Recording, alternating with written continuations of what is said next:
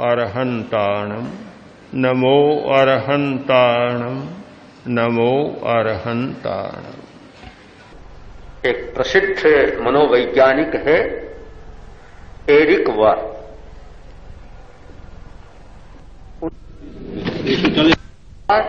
और विचार पर बहुत गहराई से चिंतन किया है और प्रतिपादन किया है। उनका सिद्धांत है कि मनुष्य दो इकाइयों का सम्मिश्रण है, एक ऑर्गेनिक यूनिट आंगिक इकाई अवयवों की इकाई और दूसरा सोशल यूनिट सामाजिक इकाई। इन दो का मिश्रण है। इसलिए उसके व्यवहार पर जब विचार करें तो हमें दोनों यूनिटों पर विचार करना होगा। केवल एक से काम नहीं चलेगा।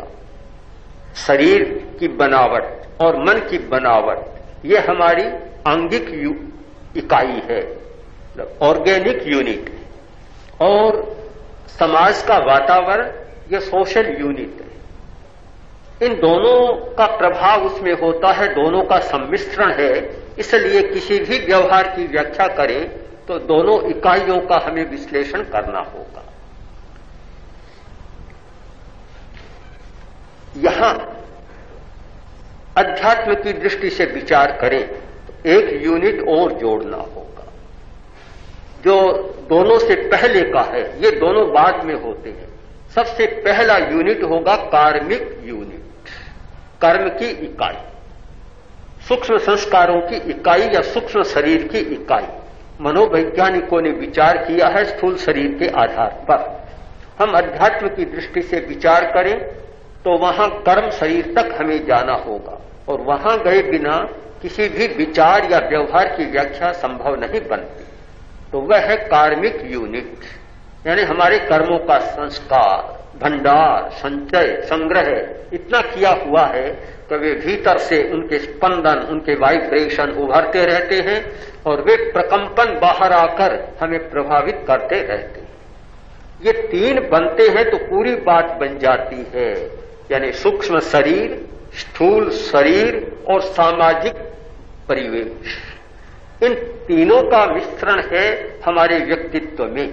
इन तीनों के साथ हम जी रहे हैं। तो इस सारे संदर्भ में विचार करें तो यह होता है कि एक है उदासीन, भीतर का उदासीन है। हम सक्रिय को पकड़ते हैं। सक्रिय है हमारे अवयव, ये तो हमें सक्रिय रखते हैं और इनको जाना भी जा सकता है। एक डॉक्टर वह अवयवों को जान लेता है, अंगों को जानता है, पर किंतु जहां प्राण शक्ति का प्रश्न है, वाइटल एनर्जी का प्रश्न है, वहां डॉक्टर के लिए कुछ भी नहीं, बिल्कुल नहीं जान सकता, क्योंकि वह सूक्ष्म विषय आ गया, सूक्ष्म शरीर से जुड़ा हुआ प्रश्न है। इसीलिए बहुत बार ऐसा होता है कि कुछ बीमार आते हैं, कहते हैं कि हमने बड़े बड़े इंस्टीट्यूट में, all India medical institute Delhi, Vadodara, बहुत जगह हमने सारे परीक्षण करा लिए। डॉक्टर कहते हैं कुछ भी बीमारी नहीं, यंत्र कहते हैं कुछ भी बीमारी नहीं, यंत्रों का निष्कर्ष ही है, और मैं बहुत कष्ट भोग रहा हूं। तो फिर हम बतलाते हैं कि भाई ये तुम्हारी बीमारी कोई आवयविक बीमारी नहीं, कोई शरीर का रोग नहीं है, यह है प्राणिक रोग। प्राणिक रोग है, यानी प्राण शक्ति का असंतुलन हो गया है। जो तुम्हारा वाइटल फोर्स है, वाइटल एनर्जी है, उसमें गड़बड़ी हो गई है, उससे ये सारा कष्ट हो रहा है। और कोई भी यंत्र अभी ऐसा नहीं जो उस बीमारी को पकड़ सके, ये संभव नहीं है। तो सूक्ष्म बात को हम पकड़ते नहीं, जो सक्रिय होता है वह सामने आता है। एक महिला अपने लड़के को इंग्लैंड का संविधान बता रही थी, पति पास में बैठा था, तो उसने वहां का संविधान बताते बताते कहा कि वहां एक बादशाह है जो संवैधानिक अध्यक्ष होता है, प्रमुख होता है, और कार्य का सारा संचालन पार्लियामेंट करती है। लड़का बोला मैं समझ गया, ये तो मेरे घर में ही चलता है, कि मेरे पिताजी तो संवैधानिक प्रमुख है और पार्लियामेंट तो आप हैं, सारा काम तो आप चला रहे। ऐसा लगता है कि हमारे भी दो ये फैक्टर हैं, एक संवैधानिक और एक सक्रिय। तो ये बाहर से तो सारा हमारा जैसे पार्लियामेंट का काम है, सारा संचालन अवयवों के द्वारा हो रहा है। दिखता है कि अवयव कर रहे हैं, किंतु संवैधानिक प्रमुख है वह भीतर बैठा है और भीतर में सारा काम कर रहा है। जब समस्या आती है, सामान्यतः ये नहीं होता कि भी संवैधानिक प्रमुख कोई बहुत कुछ करता है, ऐसा नहीं होता, ऐसा दिखता नहीं है। एक लड़की ने अपने पिता से कहा कि पिताजी आप मेरी शादी करना चाहते हैं, मेरे लिए आप वर खोजेंगे, पर ऐसा वर खोजे कि मैं जो लिख कर दूं उस पर वह हस्ताक्षर कर दे। तब पिता बोला तब तुम्हें पति की जरूरत नहीं, तब तो राष्ट्रपति की जरूरत। पति से काम नहीं चलेगा, किंतु राष्ट्रपति ऐसे निष्क्रिय सा लगता है, पर जैसी समस्या आती है, जैसी अभी आई है, ऐसी समस्या आती है, वहां सब कुछ शक्ति उसके हाथ में आ जाती है। भारत के राष्ट्रपति ने वेंकट रमन ने भी कहा अब गेंद मेरे हाथ में है। कुछ समय आती है, ऐसी आती है कि बस एक बार में सारा काम हो जाता है। तो हमें निष्क्रिय लगता है, भीतर का सूक्ष्म जगत निष्क्रिय सा लगता है, पर गेंद उसके हाथ में। कभी कभी ऐसी गेंद उछालता है कि बस सारा काम एक साथ बन जाता है। किंतु इन तीनों शक्तियों का हम ठीक समीकरण करें। एक भीतर की शक्ति, भीतर का यूनिट हमारा है कर्म शरीर का, एक स्थूल शरीर का, औदारिक शरीर का, और तीसरा है सामाजिक वातावरण का। इन तीनों का ठीक सम्मिश्रण हमारे व्यक्तित्व में है, और इन तीनों को ठीक हम यथार्थ रूप में समझें तो फिर ये विचार और व्यवहार की समस्या हमारे लिए कोई जटिल नहीं बनेगी। ध्यान की दो स्थितियां बनती, एक ध्यान का परिवर्तन और एक ध्यान का विचलन। दोनों ध्यान की समस्याएं हैं।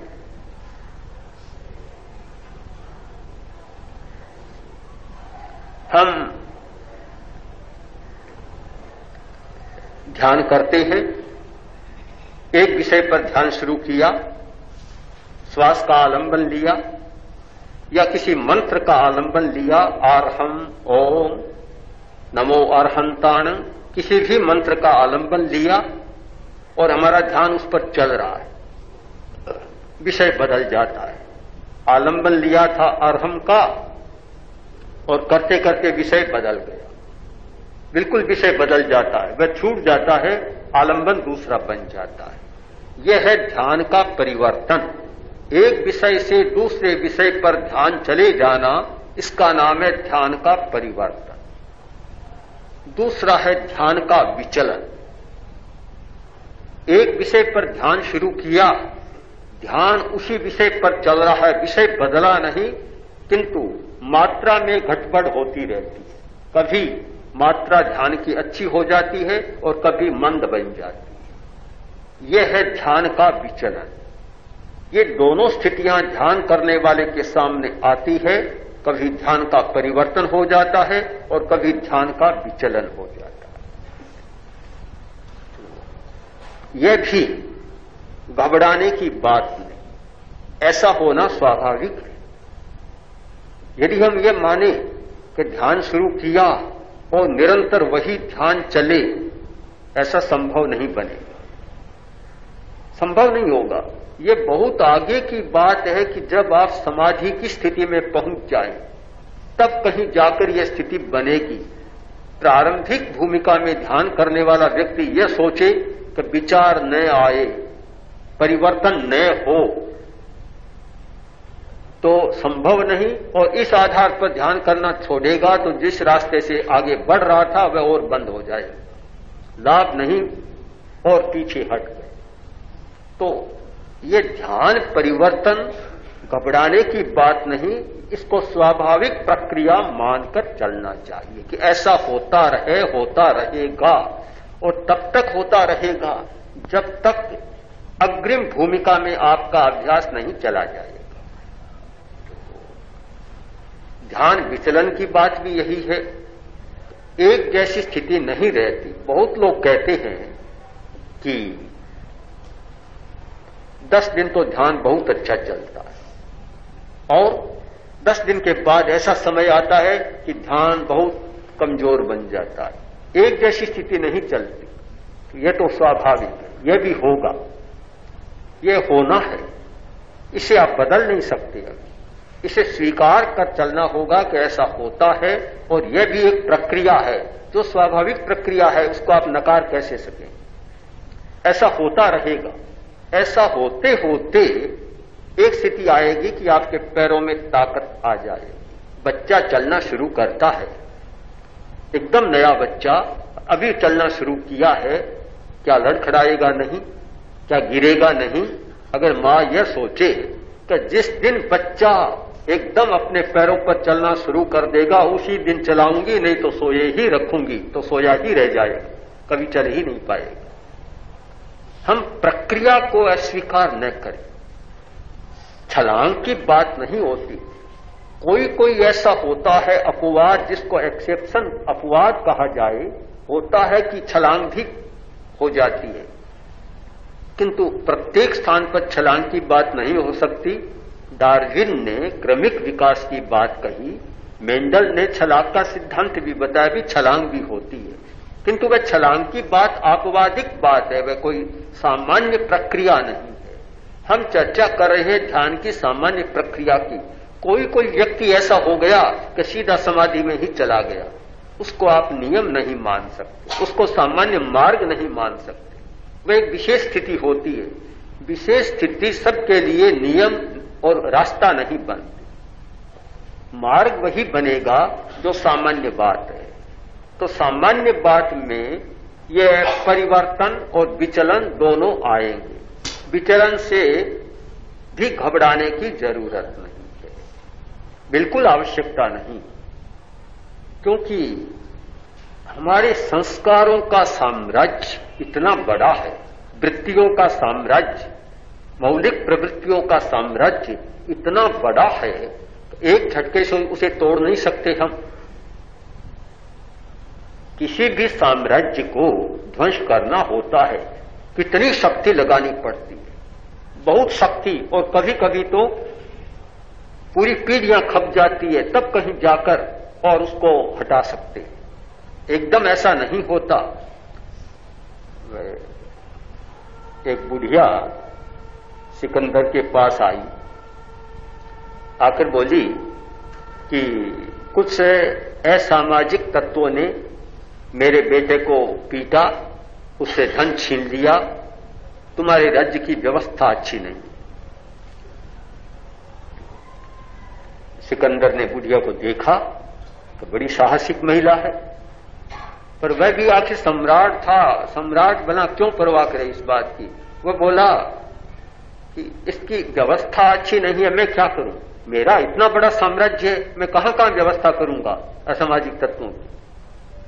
बुढ़िया ने उत्तर दिया, इतना मार्मिक उत्तर दिया कि सम्राट सिकंदर, अगर तुम अच्छी व्यवस्था नहीं कर सकते तो इतना राज्य तूने बनाया ही क्यों, इतना बढ़ाया ही क्यों। कितनी मर्म की बात कहती। तो या तो इस राज्य को बढ़ाओ मत, फैलाओ मत, साम्राज्य का विस्तार मत करो, या अच्छी व्यवस्था करो। अगर तुम अच्छी व्यवस्था नहीं कर सकते तो साम्राज्य के विस्तार का मतलब ही क्या होगा। शायद हमारे संस्कारों का साम्राज्य भी हमने इतना बड़ा बना लिया कि अब उसकी अच्छी व्यवस्था हम नहीं कर सकते।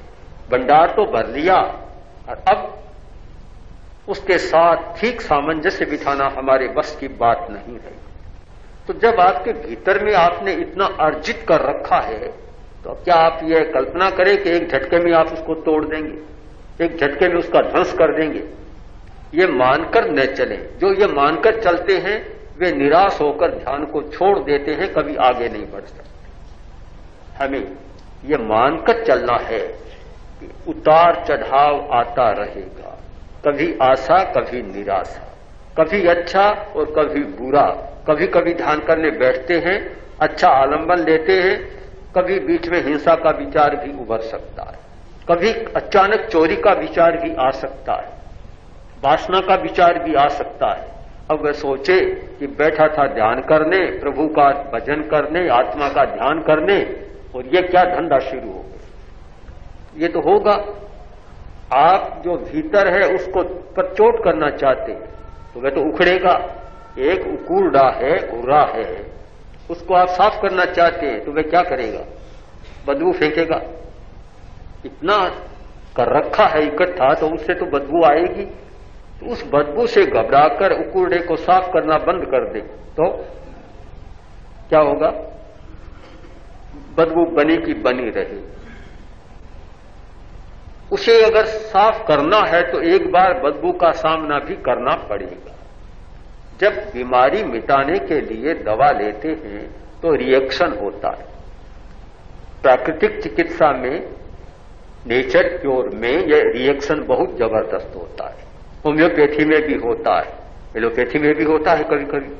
तो ये रिएक्शन होता है, बीमारी उभर कर आती है, एकदम उभर कर आती है।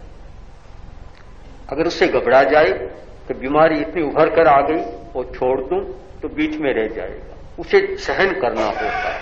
तो ध्यान करने वालों को भी बहुत धैर्य से काम लेना होता है। धैर्य कि भाई, पर वह धैर्य इस विषय का ज्ञान न हो तब तक नहीं रहता। अगर ठीक ज्ञान हो, सम्यक दर्शन हो तो ठीक चलता है। इसीलिए मैंने पहले दिन कहा कि ध्यान का भी अपना सम्यक दर्शन है। हमारा दृष्टिकोण बहुत साफ रहे तो कहीं अवरोध नहीं आएगा, और दृष्टिकोण ठीक नहीं है तो इतने अवरोध हैं कि हम घबरा जाएंगे और ध्यान को छोड़ने का ही विकल्प सामने आएगा।